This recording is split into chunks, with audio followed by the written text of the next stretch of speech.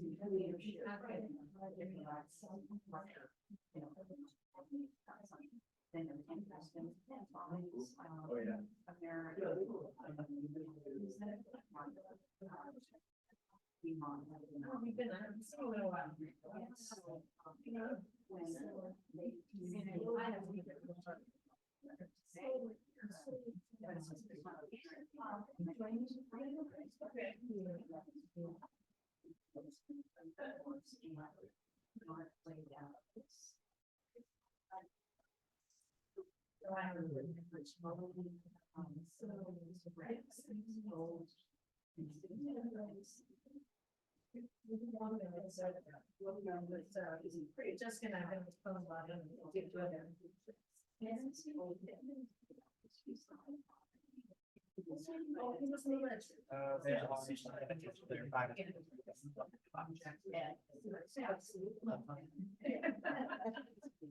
For those of you joining on Zoom, we'll be getting started at 3 or maybe a couple minutes later.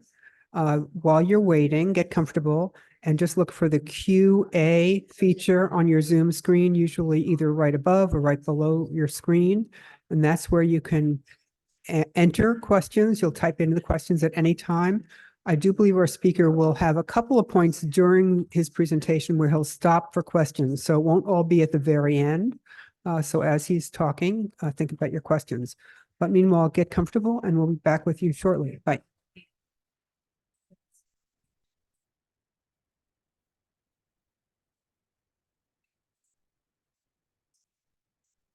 I mean, I'm in no hurry.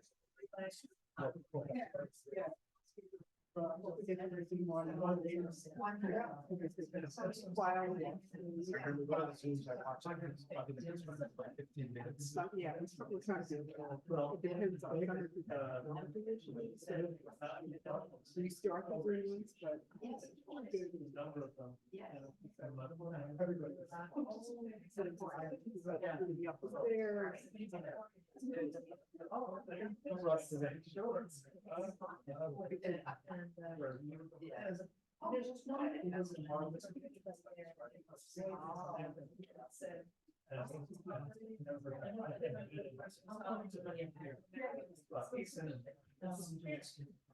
This is I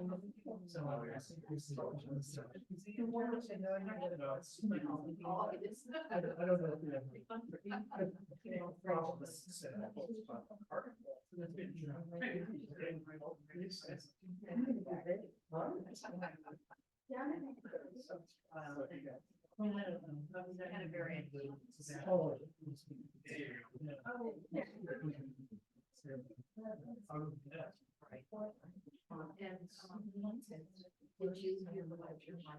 Yeah, I mean,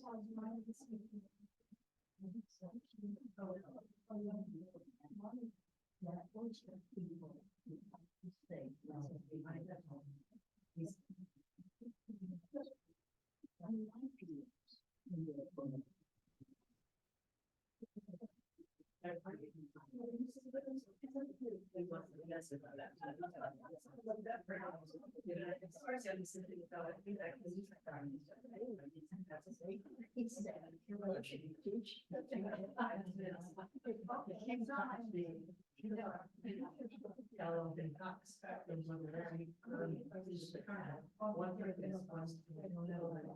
that was that. I was actually. Figured that out, but I couldn't go. She. Or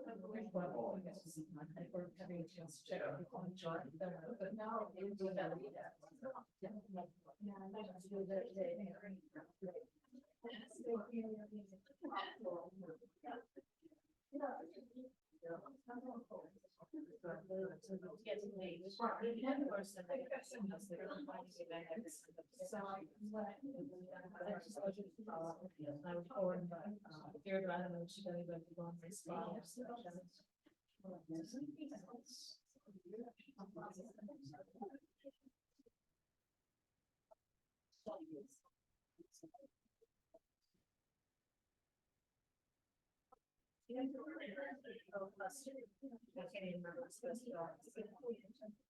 For those of you on Zoom, we'll be getting started very soon. Just look for the QA button either above or below your Zoom screen so that you'll be ready to enter any questions you have during the program. Professor Dean Levy has told us that he may stop at different points during the program to ask for questions. So just be ready for that. And we'll be back with you very soon.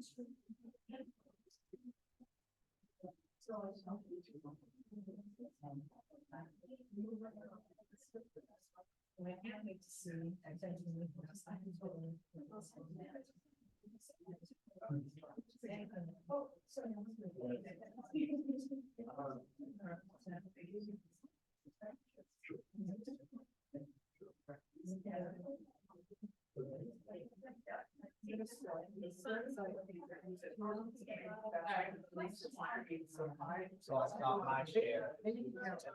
Stop my share.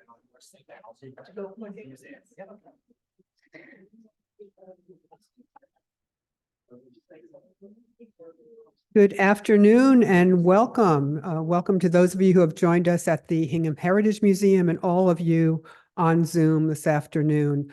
I know it's a busy time, just recovering from crazy weather and moving into a solar eclipse. So appreciate your spending this Sunday afternoon with us. My name is Eileen McIntyre. I'm proud to chair the committee that has organized this lecture series. This is the 6th of 7 programs in our series, Suburbia, the American Dream. And it's particularly timely in this presidential election year to talk with Larry Levy today. So I'm delighted to introduce our speaker for today's topic, the suburban swing vote in national elections. Lawrence Levy, or Larry as he likes to be called, is the Dean of Hofstra University's National Center for Suburban Studies. He has traveled to join us in Hingham from his home in a Long Island, New York suburb, but Larry is no stranger to the Boston area. He graduated from Boston University's School of Communications and lived in Beantown for 6 years. And as a member of the BU varsity baseball team for 4 years, he was lucky enough to pitch in Fenway Park, a dream come true for his father, who grew up in Boston rooting for the Boston Red Sox. Before his career in academia, Larry Levy spent almost 5 decades as a reporter, editorial writer, columnist, PBS host, and political commentator.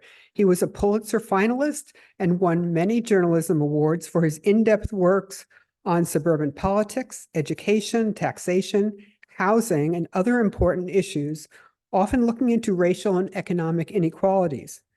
In his leadership role as executive dean at Hofstra's National Center for Suburban Studies, which he helped to create in 2007, Larry has worked with the university's academic and local communities to shape an innovative interdisciplinary agenda for suburban study, including a new sustainable studies degree.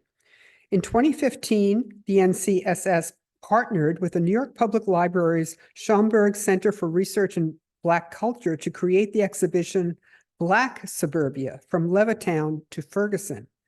While this exhibit has closed, you can find key portions of the exhibit posted on the New York Public Library's website. For many years under Larry's leadership, the National Center for Suburban Studies has advanced understanding of suburban swing voters with conferences and an in-depth survey, the National Suburban Poll, used by academics, activists, and political practitioners. And I know Larry also has a column that's going to surface fairly soon on the CNN opinion page about the suburban swing vote this year. Please join me in welcoming Dean Larry Levy to the Hingham Heritage Museum. Thanks so much, Larry, for joining us today. The podium is yours.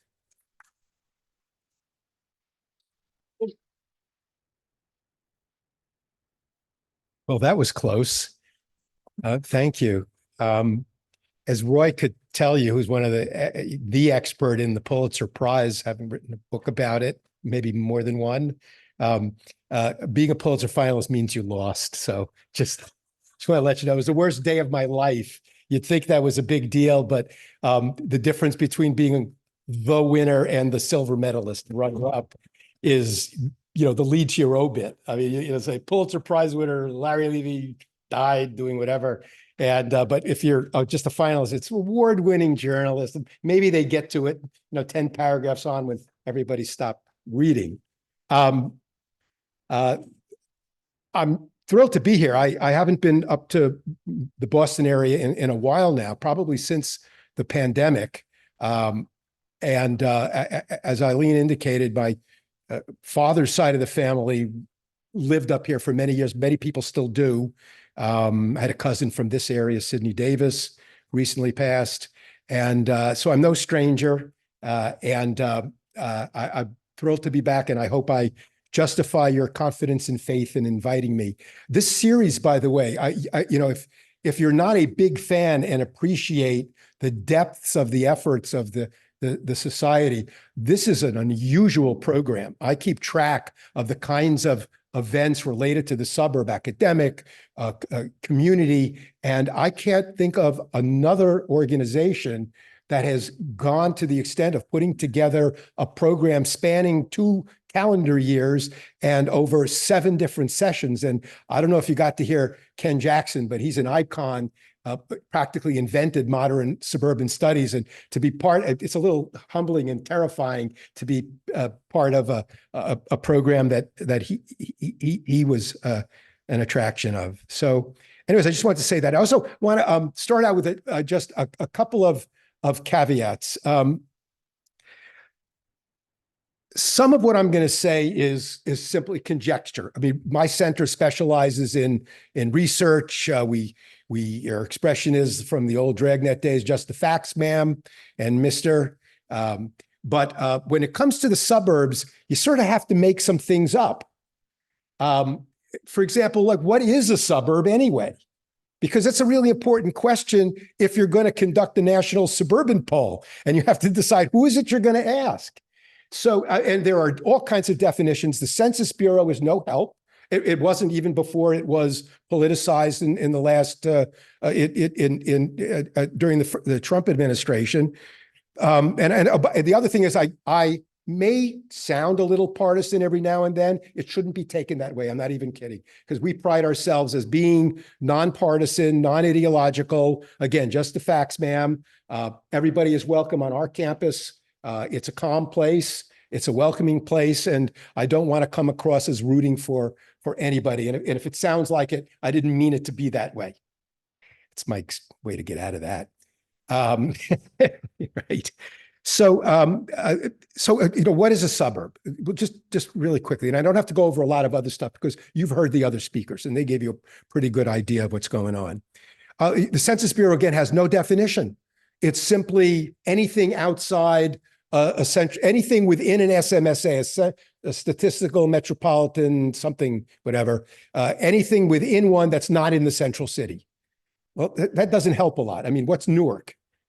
Newark's got 1 million people. It's a city, but it's part of the New York City SMSA. So you've got to make some guesses. You've got to come up with your own definition. And comparing one poll to another becomes problematic because everybody does it a little bit differently. We tend to use zip codes that have withstood enough analysis. Cook County is something that you stay away from because it's so dominated by Chicago. The borough of Queens could be considered a suburb, but it's within New York City. So it's if you're part of a central city, you're not a suburb. If your economic output and input is a certain number, you're not a suburb. I ignore all that. I have the duck definition, D-U-C-K. I don't want to get in trouble with the crowd out there because I'm not supposed to ask questions with if the microphones aren't available. But does anybody know what I mean by a duck definition? If it looks like a suburb and it walks like a suburb and it talks like a suburb, our center is a mix of pure academic research, like how many suburban angels dance on the head of a pin.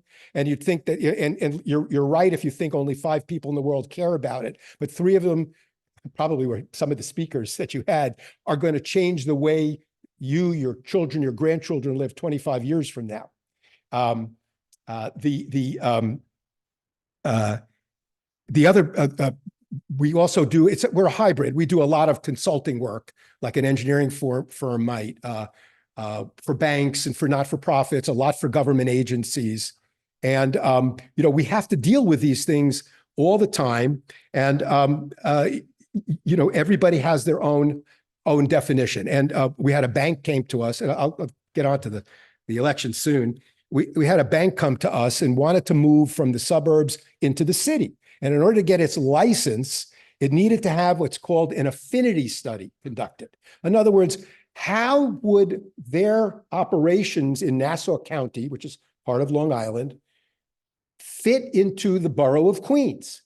And we had to compare, I thought it was going to be very, very different. We had to compare everything from housing and income to you name it, commuting patterns. And it turned out to be, they were almost exactly the same, but Queens is not a suburb. We don't count them in our polls, and almost nobody would consider them suburban, even if their voting patterns are more like suburbs. So when I was born in New York City, and my parents did what hundreds of thousands of people did. When their kids reached the age of kindergarten, they decided they wanted to move out to the suburbs. And my father was in the Navy during World War II and took advantage of the GI Bill and moved across the city line. He packed up his Conestoga wagon, went over the 59th Street Bridge, and the horse died in Valley Stream. And that's where he set up and bought a split level, again, with the GI Bill. Everything in the community was new. Everything was new. The houses were new. The lawns were new. Those roll-up things were laid down. The trees had the burlap around them, and they were spindly little things. Even the sewage system underneath it had just been built. The other 2 things about it is that everybody was white. In my area, it was called Green Acres at the time. It's now called Millbrook. Everything was white, and everybody was Republican. Nassau County and Suffolk County, when my parents moved out in 1955,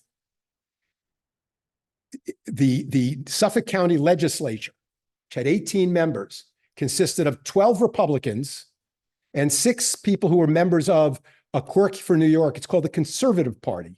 There was not a single Democrat. In Nassau County, it was similar. They had a different form of government, but with one glaring exception.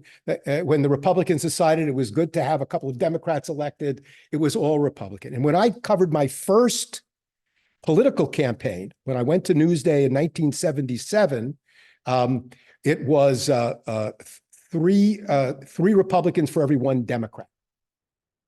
And eventually, as the suburb evolved in ways I'll talk about, and I think you may have heard some about, but maybe all of you didn't hear the lectures, that began to change. And it wasn't just on Long Island. It was really in the suburbs of major cities, which were mostly northern, eastern cities at the time, began to change in a number of ways. One of the ways that the suburbs changed was demographically. More and more people of color, Blacks, Latinos, Asians, began moving in, and they began to take, they brought their democratic, capital D, democratic voting tendencies with them. So the enrollment began to shift slowly over time to 3-1, 3-2, 5-3. Maybe I'm getting these proportions right. But around 1992, when Long Island was probably about 22% non-white, something else happened. And it was received not just on Long Island, but around the country, in suburbs around the country. And that was the brand, the national brand of the Republican Party. It began with the Gingrich Revolution in 1992, the election of Bill Clinton, who was the first Democrat to kind of make the suburbs safe for his party. So why was Clinton, let me just go off on a tangent here, why was Clinton so appealing to suburbanites after years of the suburbs voting Republican? Well, so as not to mix up the people at home, at home, it was because he was derisively called a triangulator. He wasn't really liberal through and through. He wasn't conservative through and through. He was a mishmash of both. He was looking for that middle ground where he felt the swing voters were, that he could take care of his suburban base, his Democratic base, but that if he was going to win and dominate, he had to also capture the middle of the road. And the middle of the road, the centrist voters, by 1992, as enrollment was shifting to pretty much even in these suburban communities,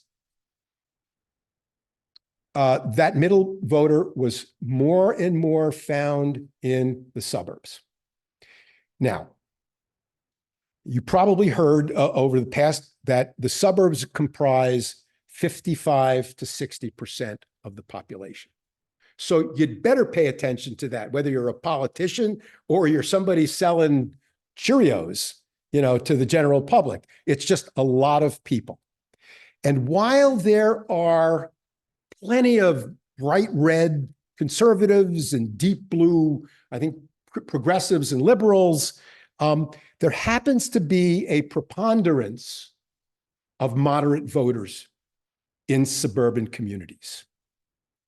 And this has become almost axiomatic that the candidate, the party, particularly in presidential elections, that builds a bridge from its base either in the country, where Republicans will roll up 60 some odd percent. Trump actually did a little better than that in a lot of places. And the Democrats in the cities where they do the same kind of numbers. Party that builds a bridge from its base and connects to the suburban voters, these moderate, centrist, swing voters, is going to win. And it has been the case that nobody, with one exception that, with one exception, that's a whole other thing about why it may not have been that way. The candidate that was elected won the suburbs. Without winning the suburbs, you weren't elected. It used to be like Ohio. You couldn't be elected president unless you won Ohio. You cannot be elected president unless you win in the suburbs. Recent history, Trump beat Hillary Clinton by 4 points in suburban communities. 4 years later, Biden won by, I think, 3 points. It was a 7-point flip. And we'll get into what was behind that. But if you go back to 1992, you had a combination, it was the start of a combination of forces, demographic that I mentioned. It was through the Gingrich Revolution and criticizing, whether it was fair to do it or not fair to do it. Department of Education, the Department of Environmental Protection, anti-abortion. It began to strike these moderate middle ground people that it wasn't the Democratic Party anymore, going back to Vietnam protests and all that were the extreme party. It was the Republican Party. On Long Island, that was actually not true of Republicans. They were very moderate. They survived in local offices for many years because they knew what they needed to deliver. And they understood that suburban voters, particularly the baby boomers who were part of a sandwich generation, where they had to take care of their parents and they were worried about the schools of their kids. When you talked about dismantling the Department of Education, even if you could come up with a rationale, even if it didn't mean cutting education locally, struck them as, wow, these people are anti-education. They're going to mess with my kids' public schools. And most of the time when people move to the suburbs, it's for better schools. It's for the future. Suburbs are very optimistic places. People invest their life savings in their home. They invest their future yearnings in their schools, their aspirations economically and professionally in businesses, highest rate of home ownership, highest rate of small business creation. By and large, on average, the best public schools by far, although in cities you'll have a Boston Latin School, in New York you'll have Stuyvesant and Bronx High School of Science. So these are people who are very, very invested in what happens in their neighborhoods. And they care about education, they care about the environment. I mean, if suddenly you couldn't drink the water in a suburban neighborhood, that would be a disaster. And if it had to be piped down from the Catskills, it would be billions of dollars in extra spending that they'd have to, assuming that the federal government, depending upon what the federal government did. So you have these voters that shy away from what they perceive, fair or not, as extremism of any stripe. And for a large number of people, Hillary Clinton was seen that way. And when the Attorney General, the investigation dropped that November surprise on her, it was enough to kind of tip the balance. By the time 2020 came and we went through the pandemic, the preponderance of these swing voters had decided that style and substance, that Donald Trump was the extremist, and they flipped. Suburban women flipped 16 to 18 points, driven largely by abortion, but by also tone and anger. And this is not the kind of thing that tends to sell among suburban moderates, at least. They like calm. They are conservative, but more in an evolutionary sense, not a revolutionary sense. They will spend, Long Island is, again, and I don't want to do too many Long Island examples, but we approve our school budget. It's the only budget that voters get to approve, is their public schools. We pay among the highest property taxes on the planet, certainly in America, with top 5, top 10 out of 3,000 counties. Yet this past year, 99% of the school budgets that make up 2/3 to 3/4 of the property tax bill. And let me tell you, I live in a condominium, 1,800 square feet, and I pay $16,500 for a property tax. You live in a $2 million home, you're paying $20,000 to $40,000.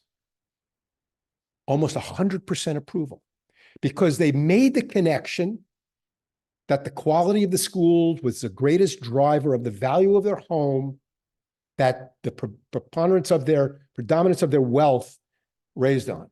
You mess with schools, you mess with the Department of Education, anything else, you have a problem. So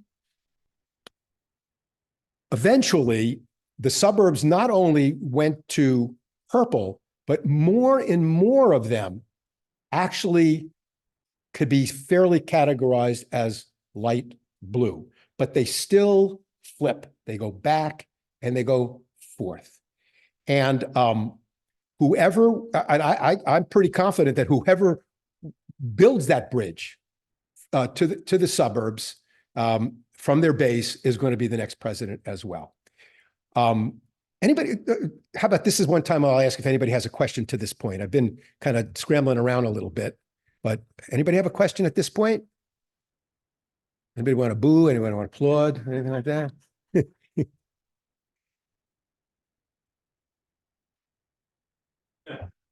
Hi.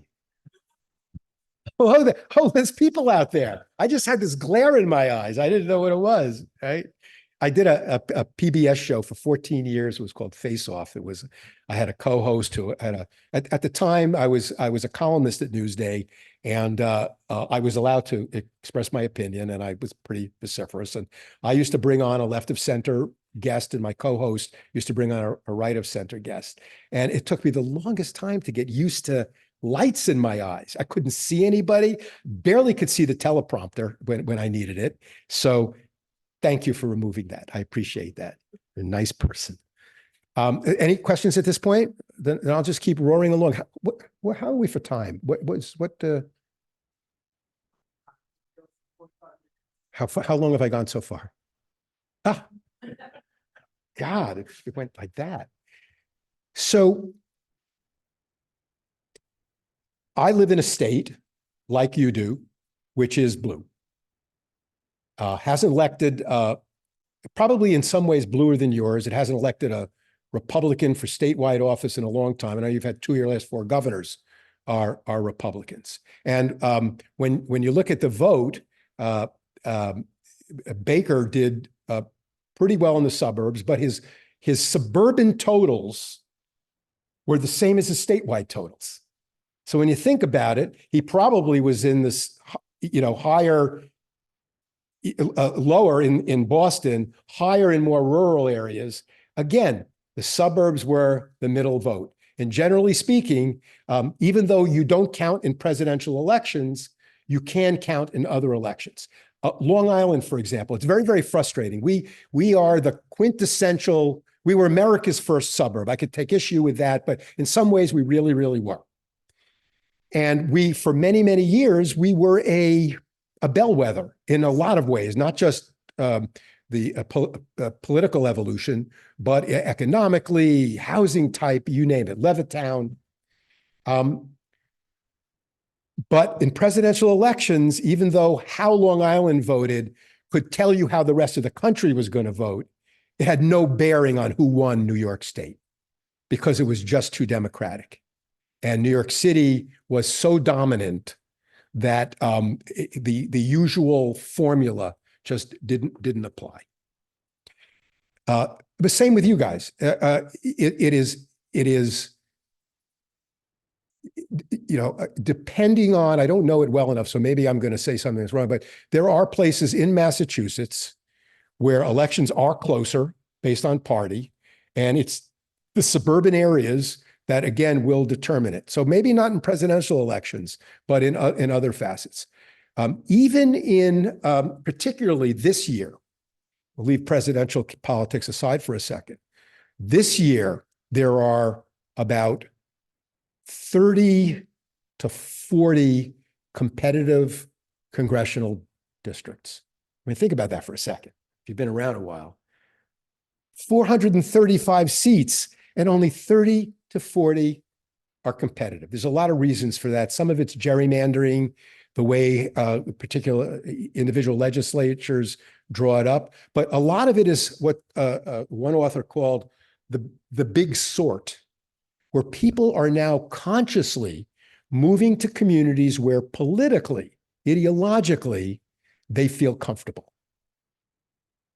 I remember when we were looking to move closer to where Newsday was, and we picked out a couple of communities. And I remember my wife said, I don't want to go there. Okay. And I didn't quite know why.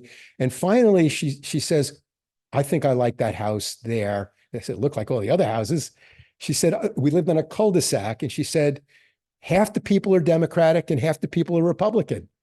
She said, all the other places, they were all Republicans for some reason. She felt uncomfortable with one party. She happened to be Democrat, as you could probably guess. So in congressional races, in these districts, these competitive districts, almost all of them are wholly or substantially suburban. So these suburban communities are going to determine not just who has the keys to the White House, but the gavels in Congress. Some of these places are Oakland County, Michigan, Chester County, Pennsylvania, Waukesha County, Wisconsin, Wake in Mecklenburg County in North Carolina. They are going to determine, again, not just the presidency, but which seats are filled by what party. And right now, where the separation right now is about 2 votes. 2 votes. The Republicans have been losing a majority, not through elections, but through retirements of all things, plus 1 expulsion, George Santos. Because I'm on Long Island and because I used to be somebody, during that campaign, people were calling me from all over to comment on the election because it was right in the middle of and I knew the candidate, the 2 candidates running. And I ended up during the 9 weeks of the special election to fill Santos's seat in February. I did interviews with 52 media organizations, 155 interviews with 52 media organizations in 9 weeks. It was amazing. The rest of the world, it now gets that the American suburbs are the key to, again, who has the keys to the White House and the gavels in Congress. And one of the calls was from a reporter in Warsaw, Poland. And I had to explain this whole thing that I'm talking to you about, why this election is not just about one person, although with the margin so close, one person could make a difference, but that it's a bellwether for the rest of the country and these competitive districts. So he took it all in, great. And I said, I have a question for you. I said, why is somebody from Warsaw, Poland so interested in this race? I mean, if you were, you could pick up something from a wire service. He says, oh no. He says, this race is about life and death for us. And I'm thinking, life and death in the American suburbs, He said, yeah. He said, depending right now, the way things are going in Congress, whoever wins could determine whether Ukraine receives military funding or not. And this is him talking. I mean, there are different opinions about this. He says, if it turns out that Ukraine doesn't get the funding and loses, we're next. I said, okay. And then we actually had a conversation about the suburbs of Warsaw, which are very different than the suburbs of America. It's basically poor. It's poor people. The suburbs of Paris are poor. Poor Muslim. America, the suburbs tend to be wealthier than central cities, but that's what makes my job so much fun. So these 30 or 40 districts, so a place like New York, which doesn't count in in presidential elections, will count because we have on Long Island alone 3 competitive congressional districts. In the New York City metropolitan area, there are 6, which alone could determine who controls Congress. So again, it's the suburbs. So any quick questions? Anybody want to ask something at this point? You're just, oh yeah, Max. I remembered your name. Yeah. Yeah. Do we see a uniformity in voting patterns across all suburbs, or is there a difference in the suburbs of, say, New York City or Los Angeles versus the Raleigh and Des Moines of the world? Yeah, that's a great question. And it kind of goes to what I said about conjecture and having to kind of make certain assumptions that aren't necessarily rooted in hard data or formal observation, like ethnographic type studies, there is a difference. Big cities, outside big older cities, there's not much of a difference. Orange County, California, which was one of the most conservative Republican areas in the country for many, many years, up until a quirky election in elections in 2020 and 2022, were all Republican. All the House members were Republican. But now Orange County is almost is majority non-white, split between Asians and Latinos. You can't categorize them or pigeonhole them demographically, economics. Some, you have heart surgeons down to, lawn keepers, a big mix like that. Now, these are four plus another in the Los Angeles area, 5 of the most competitive districts, and they are voting Democratic in local elections. I mean, Ronald Reagan would be turning over in his grave. It would seem, just like in 1977, if you told me that there are 100,000, there would be one day 100,000 more Democrats in Nassau County than Republicans, I'd tell you, you're out of your mind. Maybe Nassau on the Bahamas, but not here. But that's what it is. And when the Republicans do win, as they did and Long Island is now a national outlier, and I can get into that if there's time, about how it's suddenly different than suburbs around the country. So in 2000,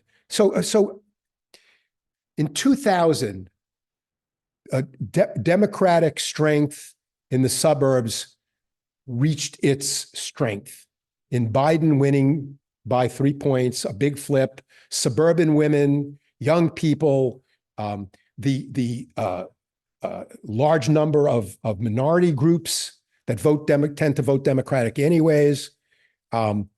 2000 was a high water mark in the suburbs. In 2022, something happened, and you saw a bit of concern. What happens when the first federal election after a presidential election, the party in power generally loses seats. And there was tremendous concern among Democrats that 2022 would be a bloodbath, a red tsunami, that the Republicans could win 60 seats, because we've seen that. And that a number of factors were starting to head the Republicans' way, and there was a lot of concern. Didn't happen. Republicans did get control by a handful of votes. So why not? What happened to the Republican Party that turned off or didn't turn on the way it was expected suburban voters who had a little bit of regret about what they did maybe in 2020, were not happy about some of the, about inflation, about crime, about immigration? It's 2022 now. What happened? Anybody want to take a guess? This is one of those times when I'll repeat what people say. Anybody want to take a guess what happened in 2022 to the perception of the particular parties? Goes back to extremism. Roe Wade got overturned.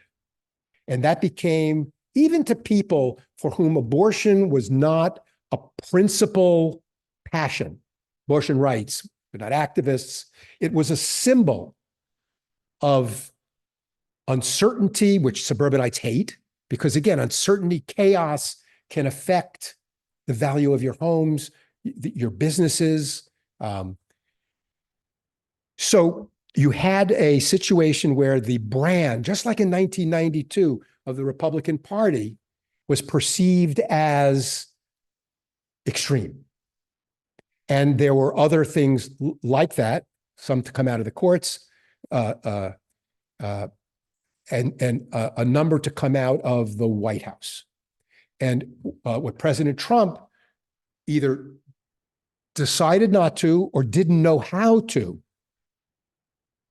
excuse me, Donald Trump refused to leave the challenge of the 2000 election behind. And again, started to sound to a lot of these moderate voters to sound like an extremist. And so the 2022 election, Democrats were able to hold their own. And then we come to 2024. So you have two candidates who, according to polls, voters of neither party want, not their first choice or even second choice. That's going to shift pretty quickly once it becomes accepted that there are two main candidates, and that's your choice. And let's get off of that business of I don't like this person, or if you're the other party, I don't like that person, right? And so you have, once again, the moderate suburban swing voter going to decide between two candidates.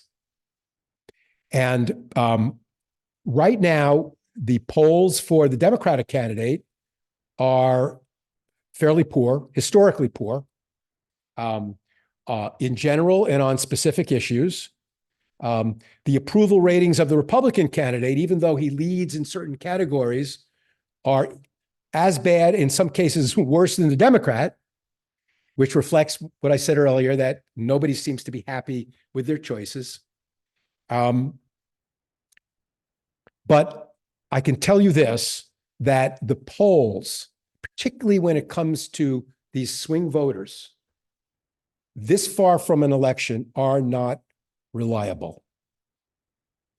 People don't focus in until much closer to election day.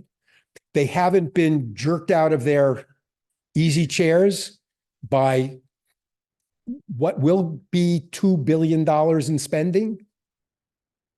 They're not forced to consider. They have a lot of other things going on in their lives. So if you're a Republican, I wouldn't get too excited. If you're a Democrat, I wouldn't get too depressed, because these numbers are instructive, but not indicative. It tells you that the parties have work to do in different ways. Trump, for example, with women, particularly suburban women, Biden with younger people, and some cracks in the Democratic base of 2000, which are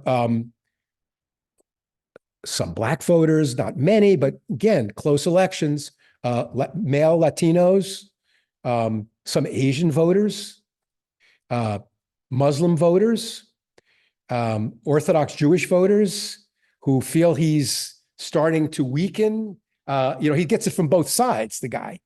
And these are things that he has to work on and try to find an intersection between politics and policy, between doing what he and his advisors come to believe is the right, smart thing to do and the politically important thing to do. And that's always the challenge for candidates. Good government makes good politics. Politicians will tell you that. Good government makes good politics. Because if you're seen as doing a good job and you do a good job, the politics will follow. Right now, for Biden, that hasn't happened yet. One can argue with specific policies on the economy and infrastructure, but the reality is, whether if you think they're great things to do or historic things to do, there is a gap between perception and reality. That is one of the things, obviously, that the Democrats have to work on. The perception is that we have a lousy economy. The reality is that, the cost of eggs is very, very high. I'm not being funny here. The cost of milk is very high. Gas is higher than it was, though it's come way down. But the stock market's at record highs, and it's not just wealthy people who benefit from that, pension plans for, working people, college savings and the like. Unemployment is at near record lows. And consumer confidence is starting to increase.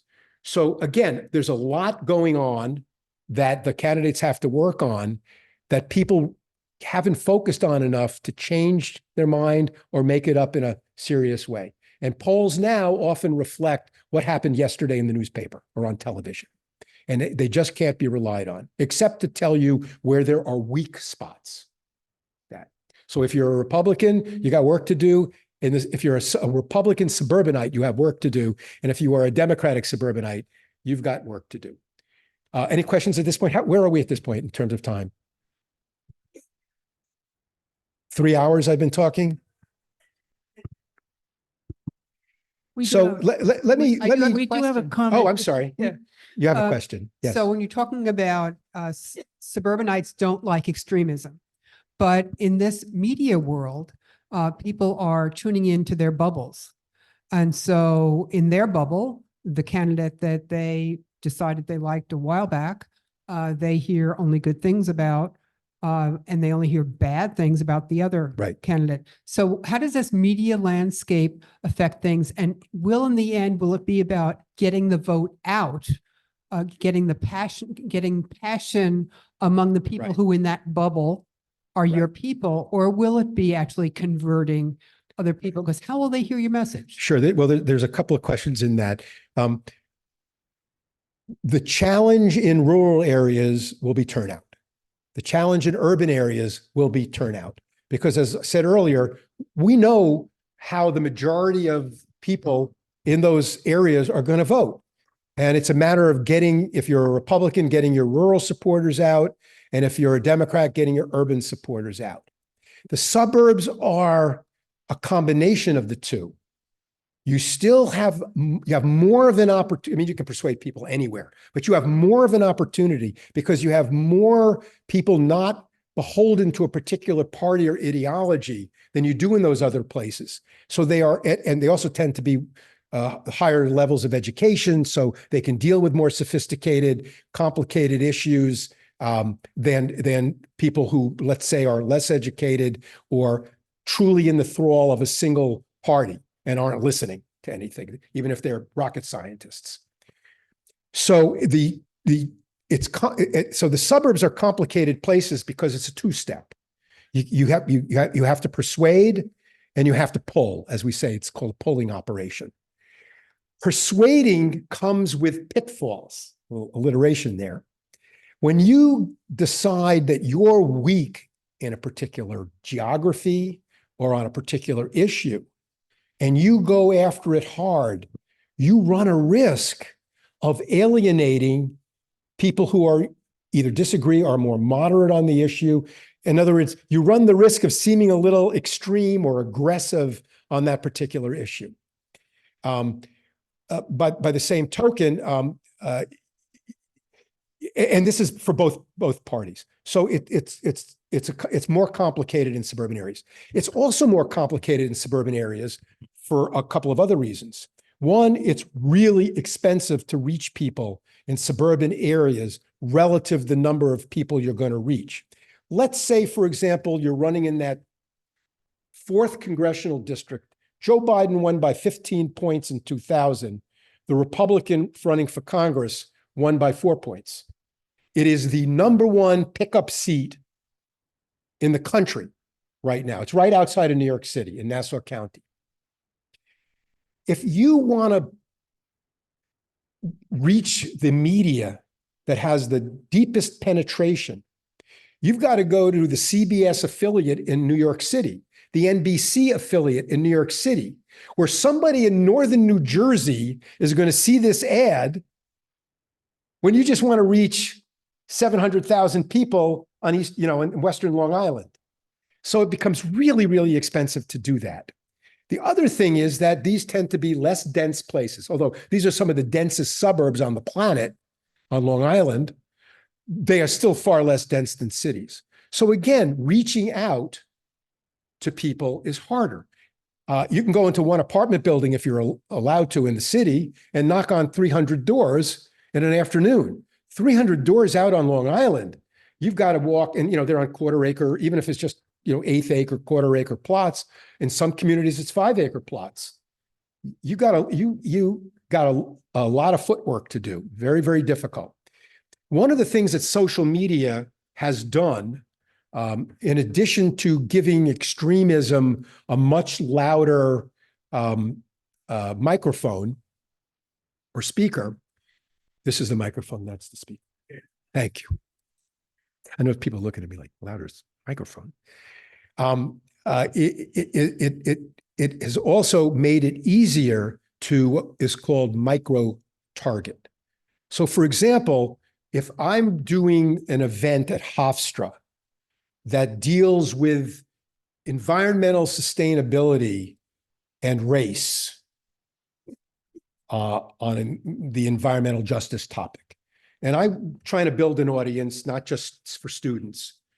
If I want to, I can buy access through Facebook, through X, through other platforms to reach people who are Black and who are members of Sierra Club and various groups like that, League of Conservation Voters. And I will have to pay for this, but I know I'm reaching people who care.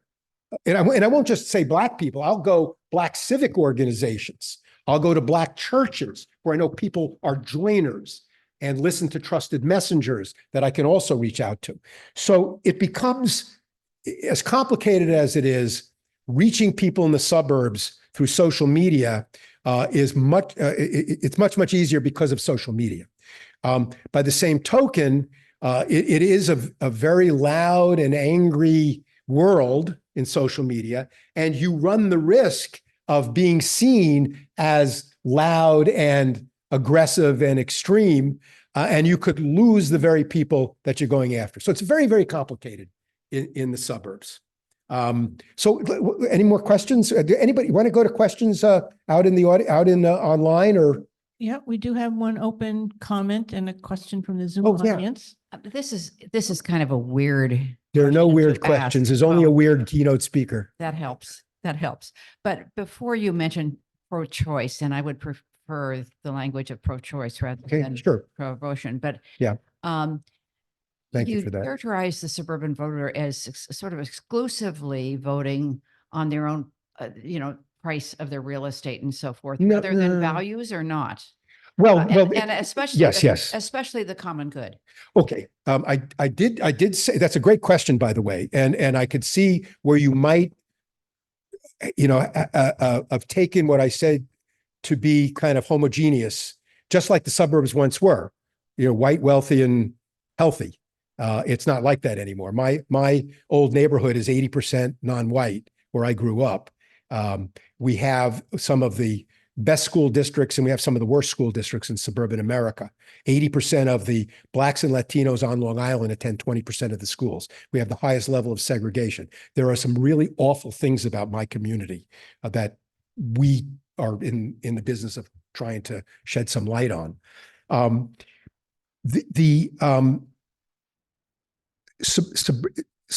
there is diversity of thought. There are still plenty of progressive people, just like you'd find on the Upper West Side of Manhattan, and there are plenty of folks you'll find out in Wyoming, just like that. But what you have in these communities are people who is a plurality of people, more moderate swing type voters than in these other areas. So I just want to make sure that you realize that I am not saying that everybody's the same. Property values is an important reason that they vote, but quality of life is just as much. And they really feed in. If the quality of life in your neighborhood, the quality of education in your schools are perceived as poor, the values of your land are going to go down. And again, when you have so many people who own their own homes and have put so much into it, you could see where they would be concerned about it. One of the things expressions that I've used, and I didn't use it today, so I'm glad you asked the question, is that these moderate suburban voters pay attention to both value and values. They do pay attention to what a policy or a person will impact they'll have on the value of their home. But they also pay attention to values. In Nassau County, when the Republicans were pounding Democrats as trying to create the sixth borough of New York, and it was, and if you talk to some of the old timers, they'll say, you know, it wasn't our finest moment. It wasn't even subconsciously racist. You know, that black people, if you elect the Democrats, black people will come to Long Island. It's ironic they didn't. Black population has stayed the same. Latinos and Asians came, but black people did not. So this community, which was run by people who were pounding away about high spending Democrats,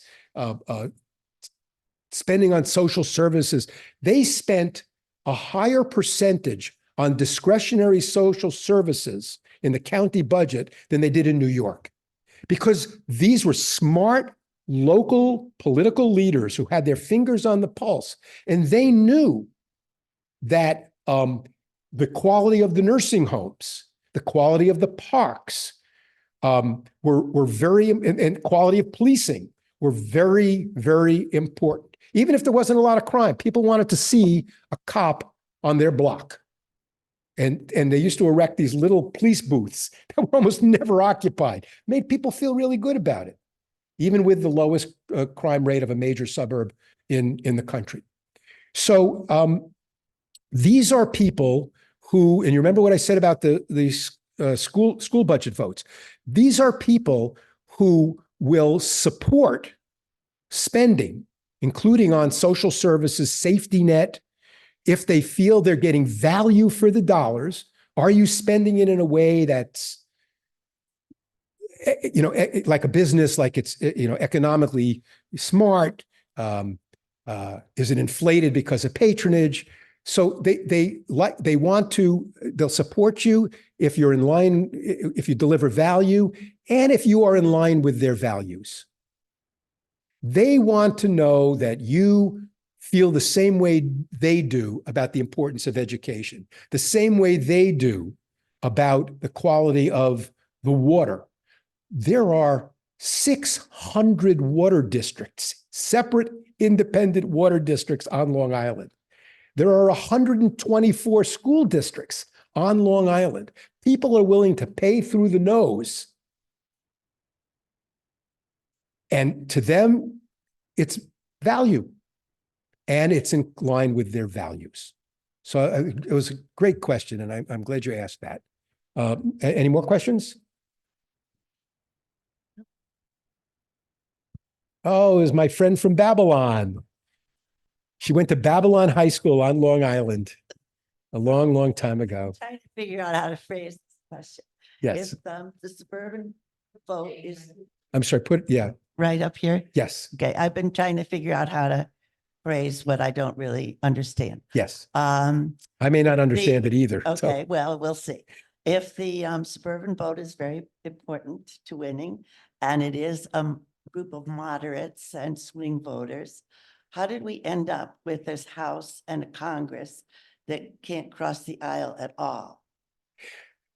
That's a good question. And the polling suggests that these moderate voters are really unhappy with the quote unquote act that they've seen, the chaos, the uncertainty, the extremism that they've seen in the current majority. And that was one of the reasons that the Democrats were able to hold back that red wave in 2022. Abortion being one of the symbols, chaos, George Santos, bless him, he was a cottage industry to me, and a number of other not being able to come up with a budget. In fact, in the 3rd congressional district special election, immigration, and we didn't really talk about specific issues except we touched on abortion, but the Democratic candidate was getting hammered on immigration. And he was in pretty much a defensive crouch, trying to hold it off this way and hold it all that way, until he was handed a gift by Donald Trump and the House Freedom Caucus. When the Republicans and Democrats came up with a bipartisan proposal that gave everybody something of what they wanted and plenty of what they didn't want, but it represented a step in the right direction. I won't go into the details of it, but it was a consensus that it was a step in the right direction. And Trump comes out against it, and Mike Johnson comes out against it because he could no longer hold, he could not hold back the influence of the Freedom Caucus on that issue. And the Republican candidate, to me, mind-bogglingly, went along with Trump and Johnson. Made no sense to me. There are all kinds of ways she could have finessed it. But basically, Suozzi, and this is a lesson to Democratic congressional challengers around the country who are going to get hammered on immigration, flipped the script, so to speak, and made it not about chaos at the border, but about bipartisanship. That here's another example of a Republican Party that only, quote unquote, wants to score political points and not make policy progress. And it resonated with voters. It resonated with these voters. Another one. Let's go to that race for a little bit on issues. He devoted a huge part of his campaign on abortion rights, pushing pro-choice position. His opponent's position, Mazie Phillips, was a muddied, unusual, changed depending upon what interview she gave. Suozzi was very consistent. It attracted several $1 million in advertising from outside groups, and it was very effective for him. In his district and in a number of the competitive congressional districts and competitive states, the Israeli-Hamas war has emerged as a flashpoint. Basically, what Tom Suozzi did is he went to the Muslim community and he said, look, you know me, I was a city mayor. It was a little city. He says, I was your county executive. I was a member of Congress for 3 terms. I delivered money to your mosques, like I did the synagogue down the block when there was security issues and you needed to hire and put in devices. He says, so you know me, and I know that you're angry at me. I know that you are livid with my position as being firmly pro-Israel. This is back in February. And he said, but do you think that you will get a better break from me versus somebody who served in the Israeli Defense Forces? And that sort of put it into perspective.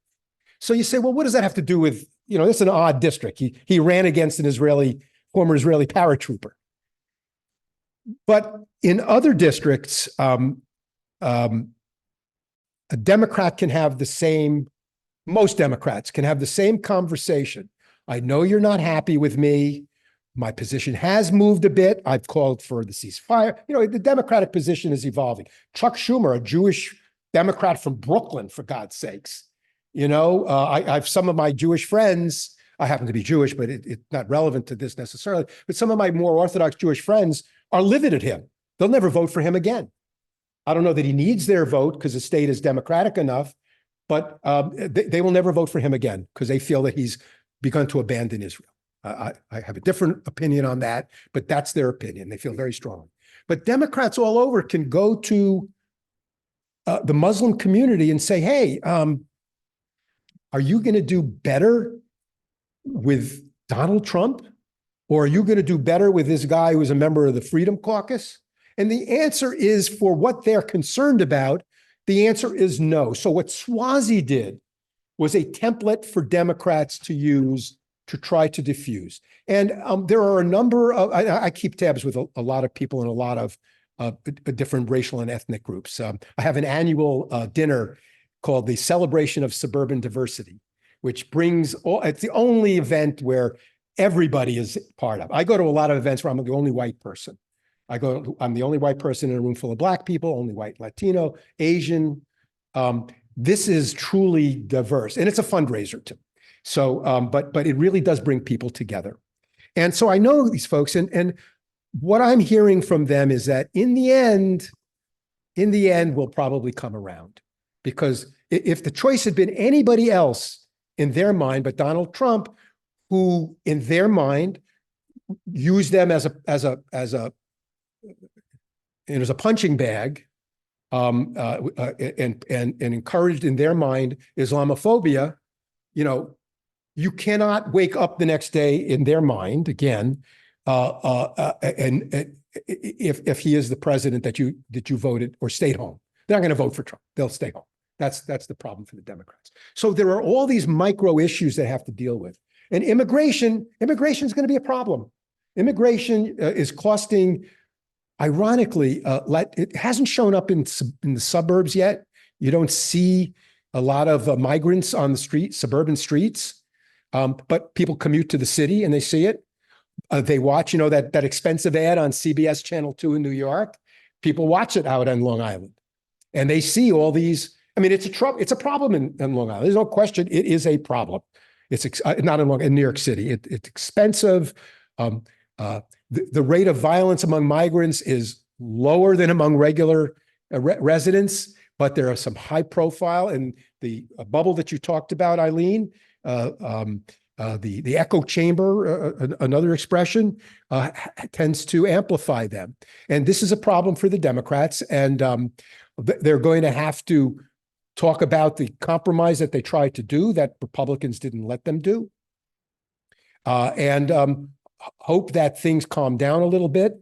But that's the one area where the perception, the gap between perception and reality is narrowest for Biden, because the reality is it's a problem, and it has gotten worse. Even if it's a bipartisan problem, it's gotten worse on his watch, and that's what people look at.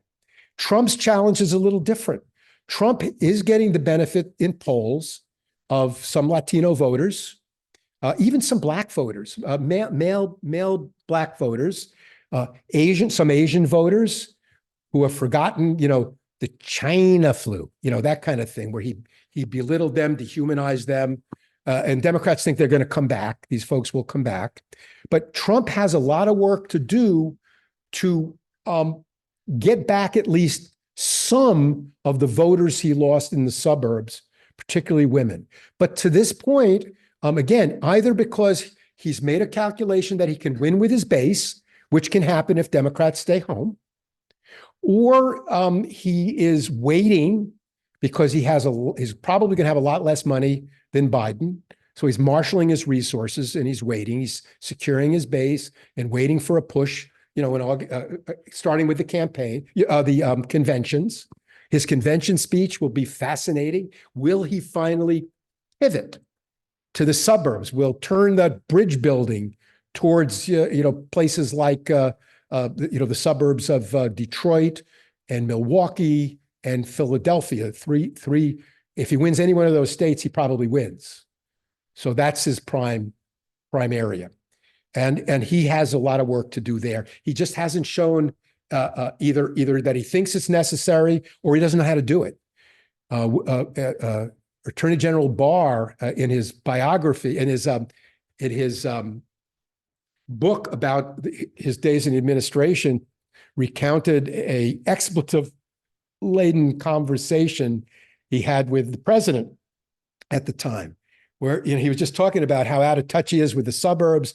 You're trying to scare them. They don't want to be scared. Scary is like extremism. You got to be calmer. And they had this fight about how, no, I'm going to make sure they understand I'm going to keep the blood from running in the streets in the suburbs from all these immigrants. And Barr's saying, no, that's not what they want to hear, and he didn't get it. He didn't get it. And if he doesn't get it and Democrats come out, he will not be elected president. So the final thought, and we're going to go to questions online. Okay, my final thought before answering your question is that if all things are, and I say this as an analyst, this is not wishful thinking or anything like that. If all things are equal going down the stretch, Biden has the advantage because of his long time affinity, his love affair with suburban voters. The suburbs have been, I mean, nobody knows the suburbs more poignantly than Biden. I mean, it's where he not only built the family, but he rebuilt built a career and built a family, but he rebuilt a family after his wife and daughter were killed in a car accident, and I think it was 1974. Every office he's been elected to, suburban voters, whether it was county in suburban Newcastle, he was an Amtrak commuter for 36 years. He knows the suburbs. It's melted into his DNA, even if he grew up in a kind of a rural area in Pennsylvania.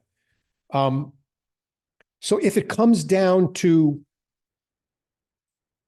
what are the suburbs going to do if everything else is kind of equal, Biden, I think, will probably have enough with these moderate suburban voters that he has kind of been emblematic of and who have always supported him. In fact, Barack Obama picked Biden, not just for his experience in foreign affairs, I think, and in judicial issues, the courts. He was chairman, I think, of both committees, but because, as this urban Black man from Harvard, he needed a guy who talked suburban, who thought suburban, which is another way of saying kind of moderate middle. And Biden's value during the campaign for Obama and during his presidency was to keep him anchored to that on all kinds of issues. And it was probably a one time, arguably, he saved the Democratic Party. He did it in 2008 and he did it in 2020 when, if a progressive, as much as my mother was a socialist, God bless her, she was an organizer for the ILGWU, but if a progressive or far left, relatively far left candidate had been, Trump would have won again in 2020. So from the Democratic perspective, what he did to win the nomination saved the party, just as he arguably did in 2008 as Obama's wingman. So, not wishful thinking. I'm not partisan. So we have two questions from the Zoom audience. One, Yes. the first along the same lines as Eileen's question. It is, any thoughts on the decline of local newspapers on suburban voting? Well, that's really interesting. It kind of combines my two professional focuses. The suburbs, relatively speaking, when it comes to major media, have been what is sometimes called a news desert, or they're the tail that does not wag the dog. Until Newsday was an anomaly. Newsday was a paper that was bigger, more robust than a lot of the urban competitors. And in fact, Newsday went into New York City to either put the Post or the Daily News out of business until two very rich people bought those properties and decided they didn't care how much money they lost. They served other purposes. And then Newsday withdrew from New York City. But most of the time, it's a mix of either they're the tail, an afterthought for the urban-based television and newspaper in the region, or very small papers that often are not terribly professional, and sometimes heavily reflect, even in the news sections, the political, ideological views of the owner. So they don't get the kind of professional, aggressive coverage, either for ideological or professional reasons, quality, quantity, that city folk get. So that's a problem, because it's gone even more so that the Newsday, which had 600,000 copies, million readers when I was there, now has 100,000 copies. Now, the same number of eyeballs reads the product of the reporters, but they do it online. But you charge 1/10 for advertisements for the online stuff. So that's why newspapers are hurting in general, and in suburbs even more so. So, and on Long Island, again, there's about 5 or 6 weekly newspaper chains, and, young people who really aren't yet, ready for prime time. Some of them are going to be very good, but so there's that. And again, what I mentioned earlier about reaching suburban voters is very hard. And you then, the most efficient and effective way is to reach them through social media. And that gets you into the world of the complex world that I talked about with Eileen's question. So is there more the person wants?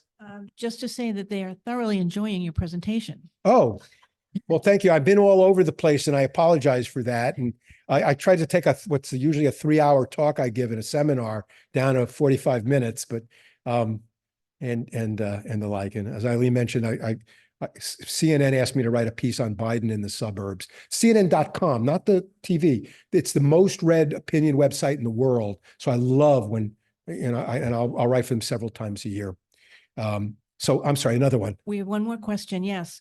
What happened with George Santos' election anyway?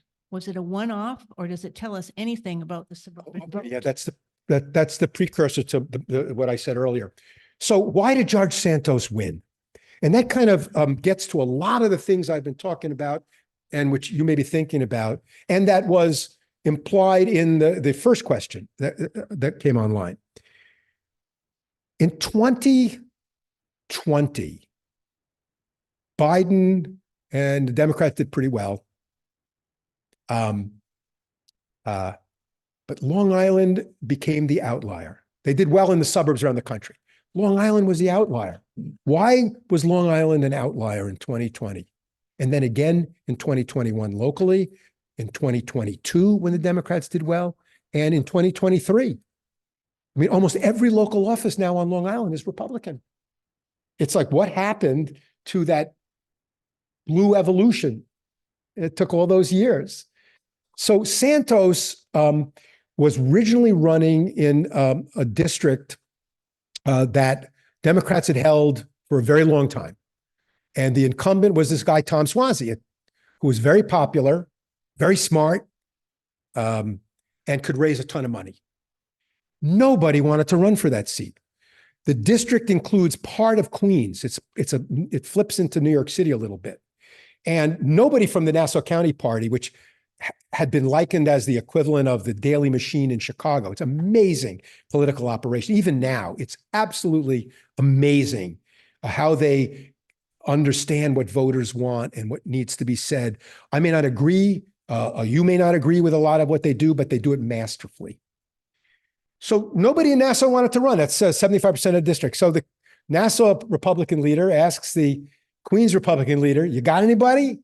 And he said, "Well, yeah, I got a few people. I don't know them that well, but yeah." And they held a little primary, and Santos won. He presented himself well. He spoke well. He had a great personal story to tell. Here's this guy, immigrant, financial success story, all-American volleyball player, mother in the Holocaust. You how could you not vote for this guy? I think I would have voted for him. What you had was a lot of anger and concern about crime in New York City and on Long Island. And inflation was starting. There was a sense of disorder and chaos. And for some reason, voters on Long Island went Republican in all 4 districts.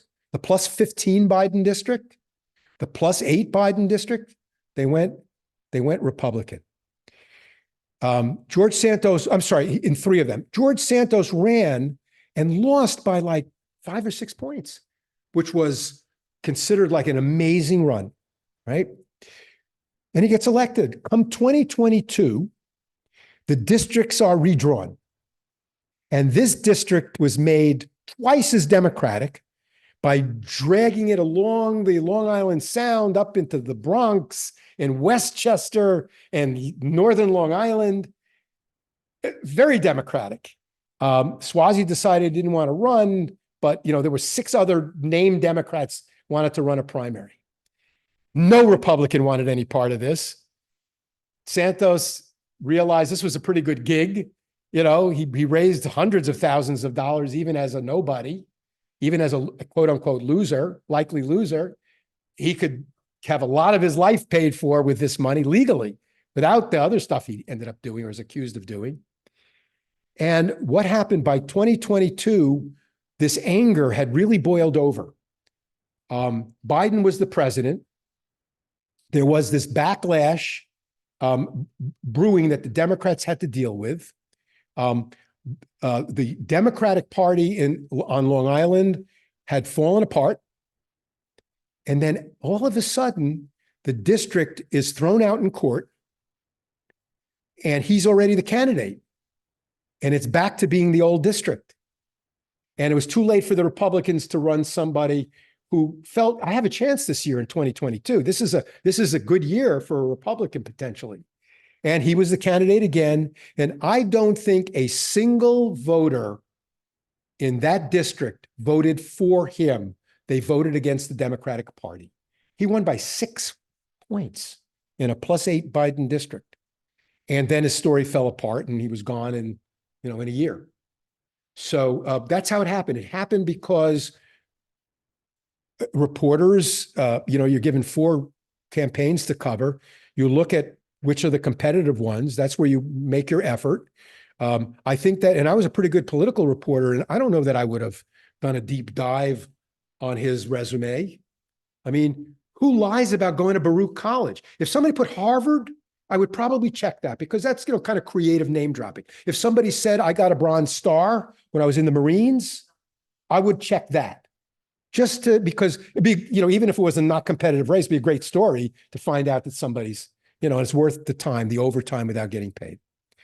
But nobody bothered with it. The Democratic candidate had stuff, not the really bad stuff that got him into trouble, but wouldn't go public with it in a way that you had to cover it. Like the Democratic candidate is charged yesterday, you want to feed it to you privately, and you're not going to do his dirty work for him. And he basically rode in on a local red wave, where around the country it was just kind of a little wavelet like that. So that's really how it happened. Nobody was paying attention. Media wasn't paying attention. The local Democratic Party wasn't paying attention. The Republican Party was not paying attention. The Nassau County Democratic Party usually knows their candidates. They come up through the ranks for years. There's no vetting necessary. You know who they are. There's somebody's kid who was a Parks attendant, when he was a teenager. You know him way back.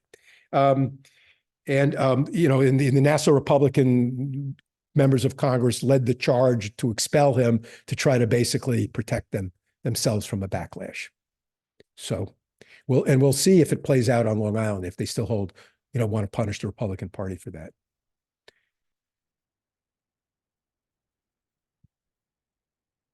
That was it online? Oh, Got one up front. Then I'm going to have yeah. Max. I'll stay as long as you notes want. about- It's like a Grateful Dead concert. I'll stay. I'll talk longer than you can listen. Believe me. So I always pay a lot of attention to who it is that does the polls. Yeah. And I've wondered for years, hoping you can shed some light on it. Sure. Well, there are about 500 polling operations. I know. Literally. But why is it that there are a number of polls that are nationally known polls But that are wrong. out there first? Right. I don't know whether they have a good perspective or not. They don't necessarily have a good educational product. Right. They don't necessarily live in a place where the media pays a lot of attention Yep, other yep, than yep, yep. to that one poll. And to the extent that the media shapes a lot of what we think, or tries to at least, well, so do the polls, Right. both in terms of who does the polls Could be. and what the questions are. And so I'm interested in the whole Yeah. polling process. I'll talk for a few minutes about how much time do I have? All right. You should be very skeptical about polls, but you should not you should be, but you should not dismiss them. You can educate yourself on polls and find out which ones about what you care about are more reliable. They are you can learn about the sample. Like, for example, there are some polls that disaggregate the suburban. I want to know, how are the suburban voters? That's just because that's how I make my living. If I see that less than 50% of their sample were suburbanites, I don't rely on that, because nearly 60% of the population is suburban. So at least 50% of the voters are going to be suburban, almost certainly. Suburbs tend to be older, and older people vote in higher percentages. They tend to be wealthier and better educated than rural and urban in the aggregate, and they tend to vote higher as well. So you're going to get turnout. And if pollsters aren't paying attention to the suburbs because they're urban based, or they've got, they still embrace the myth of wealth, health and wellness in the suburbs. When we're up to 10% poverty rate, I think in Nassau County, we're getting close to that. Then they're missing out. There were a lot of technical things about polls that I would look for. It'll make you dizzy, not being patronizing or anything. But there's a website, political website, 538.com, that lists most of the polls being done in the country on different issues and in different races. And they tend to rate the polls A, B, C, D, or 1, 2, 3, 4. I don't know what they're doing this year. And if it's below a certain level, they will not list the poll because they did not reach certain standards. So you can look for the A polls, and then you go to the polling site and read methodology and look for the margin of error. Look at the sample size. If they have 3% of the poll is Black voters, then they're not capturing all Black voters. If they have 10% of rural voters, they're undercounting Donald Trump by a lot. The other problem, which you did get to, is that some pollsters, just because of where they live and what they've experienced, they're not intentionally doing this, but Donald Trump's voters had been undercounted. His rural voters had been, because a lot of the pollsters didn't really understand rural voters. And that's why Trump did better in 2016 in the polls. And he actually probably did a little better than expected. He didn't perform as well in 2020 that he did in 2016, but a little bit better relative to the polls. So yeah, you should be concerned, but not dismissive. And you can get some information on which polls to trust. There are a lot of reliable pollsters, but even with the best pollsters, a poll is a snapshot of the moment, even if it's done scientifically right. It does not necessarily tell you how things are going to be 7 months from now. It could, but it doesn't necessarily. It gives you a sense of where people are. The problem, and again, you alluded to this as well in your question, the problem is that a lot of reporters are so into horse races.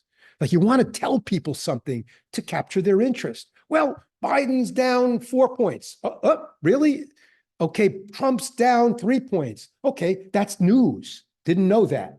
It may not be true, but like that. So polls are being mischaracterized, misplayed, and not sometimes intentionally by people who do know better because it's the shiny object that they go after.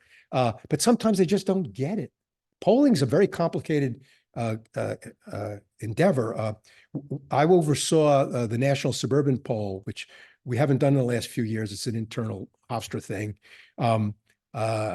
There's another poll that's being done that a donor funded, and he wanted his done his way and didn't really care about the suburbs that much. So, but I oversaw it, and I was just always amazed about the commitment of the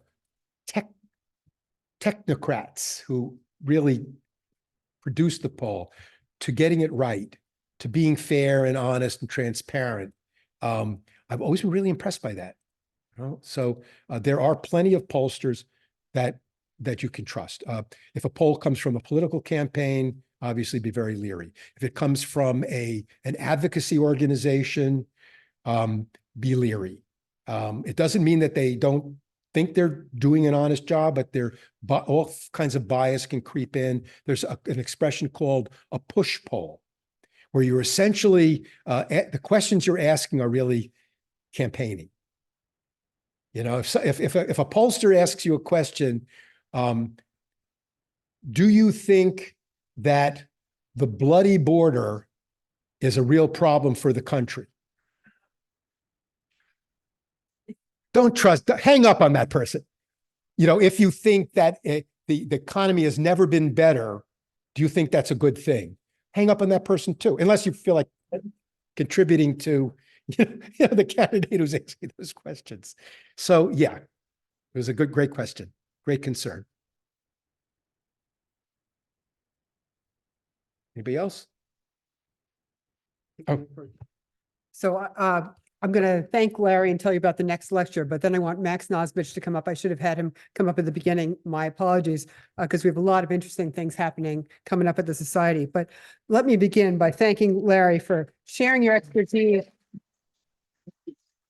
What a complex subject. And you made that clear to us. And thanks for all your examples. Really a lot to chew on. And also thank you for traveling to Hingham. After this week's nor'easter and the earthquake felt in the region, and just ahead of an eclipse. So that's quite a confluence of events, almost as exciting as national politics.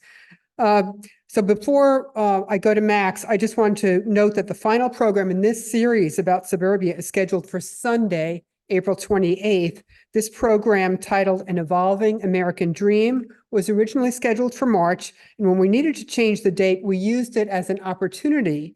So on April 28th, you will hear, as planned, Ruth Gilbert Whitner addressing key themes from a really fascinating Brookings Institution report about where and how we live in America today. And I will join Ruth to tie in the key takeaways from our 6 prior speakers in the series. Ruth and I are working together on this, and I think it'll be a really interesting way to conclude the series. So I hope you'll join us for that wrap up, either here at the museum or on Zoom.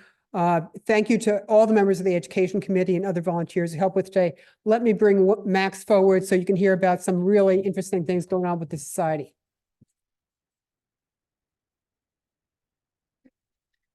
Good afternoon, everybody. My name is Max Nosbich. I serve as the education manager here at the Hingham Historical Society. And I want to start off by saying thank you so much, Larry, because that was an excellent presentation. I really enjoyed that. And I want to thank Eileen again for putting this whole lecture series together, including today and for the lecture coming up on the 28th. So speaking about events we have coming up, on April 10th, this Wednesday, our wonderful volunteer Paula Bagger is going to be conducting a virtual presentation entitled Prince Dima, a Black Portraitist in Revolutionary Era Boston. And this is a presentation that's online for the Slave Legacy History Coalition. And if you're not familiar, Prince Dima is the oldest known named Black classical fine artist in American history. And we here at the Hingham Historical Society are very proud to have 2 of his paintings in our collection. So this is going to be a powerful and important talk, and I encourage everyone to check it out. Again, that's going to be online this Wednesday, April 10th. And on May 4th, we'll be having an open house at the Benjamin Lincoln House. So if you haven't gotten a tour, raise your hand if you've gotten a tour of the Benjamin Lincoln House.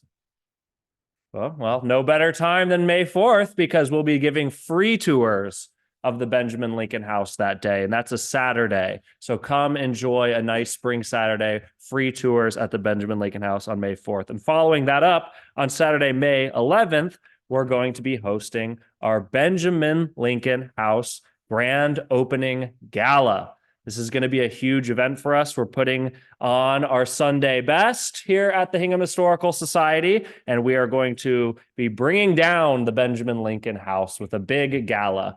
Not literally, though. So tickets for that are available online, and they are selling fast. We're going to have a lot of fun. You got to check it out. And this is going to kick off our Benjamin Lincoln House summer. If you're not familiar, that this January, we open up the National Historic Landmark Benjamin Lincoln House for regular full-time tours. So we're really going to be driving that and pushing that this summer. And this opening gala is going to be, again, the big kickoff for that. On May 18th, we're going to be hosting our annual Springham celebration. It's a fun event, pretty casual, low key. It's going to have live music and beer, snacks, and all sorts of fun. So make sure you join us on May 18th for Springham. Hopefully it'll be a beautiful and enjoyable day, not like this past week. And the following day, when you're recovering from Springham on May 19th, you can join us again, make a whole weekend of it down at Hingham Bathing Beach for our annual Battle of Grape Island reenactment. This year will be the 249th anniversary of the Battle of Grape Island, which, as we like to say here in Hingham, that it was possibly maybe the second battle of the American Revolution, maybe. But come see the drama, the heroism, the action on Sunday, May 19th down at Hingham Bathing Beach. It'll be a lot of fun. And as you can tell, we have a jam-packed spring schedule coming up, and we always need your assistance with that. The Hingham Historical Society is a member-driven nonprofit, and we need the support of history lovers like you to continue to do the work that we do. So if you haven't already joined us, please join as members here at the Hingham Historical Society. Like I always say, there's all sorts of benefits to memberships, such as discounted ticket prices, advance notice, and early registration for programs, and so much more. So if you haven't already, please, we'd love to have you as members. And again, I want to thank Eileen and Larry. Thank you guys so much. One more thank you to our man behind the curtain, Colin McGinnis, for running the technology. And all of you at the museum today, please do join us on the second floor for some light refreshments, and hope to see you later this month. Thank you.